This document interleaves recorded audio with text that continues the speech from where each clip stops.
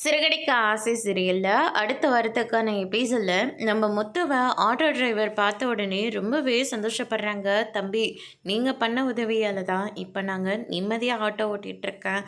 எந்த ஒரு குற்ற உணர்ச்சியும் எனக்கு இல்லைப்பா அப்படின்ற மாதிரி வந்து சொல்கிறாங்க. அதே மாதிரி நாளையிலேருந்து நானும் கார் ஓட்ட வந்துடுறேன் அப்படின்ற மாதிரி வந்து சொல்லிட்டுருக்காங்க. சரிங்கண்ணா, அப்படி தான் வாங்க, சவாரி இருந்தால் நானே உங்களை கூப்பிட்றேன் அப்படின்னு சொல்லிட்டு நம்ம முத்து வந்து சொல்லிட்டு இருக்காங்க. அந்த ஆட்டோவில் வந்துட்டுருக்கிற நம்ம சீதா இருந்துட்டு, அண்ணன் ஆட்டோ எடுங்கண்ணா, இங்கே வந்து எதுக்காக பேசிகிட்டு இருக்கீங்க? இந்த நல்ல மனுஷனை பார்த்து நன்றி சொல்கிறதுக்காக தாம்மா. என்ன சொல்கிறீங்க அப்படின்னு சொல்லிட்டு கேட்குமோ, இன்றைக்கி நீயும் நானும் இப்படி இருக்கோன்னா அதுக்கு காரணமே இந்த தம்பி தான் அப்படின்ற மாதிரி வந்து சொல்லிடுறாங்க. நடந்த எல்லா விஷயத்தையும் சீதா கிட்ட வந்து சொல்கிறாங்க. சீதா இதை கேட்டோன்னே பயங்கரமாக ஷாக் ஆகுறாங்க. அதுக்கு அடுத்ததாக சீதா இருந்துட்டு நேராக அருண்கிட்ட வந்து சொல்லிட்டுருக்காங்க.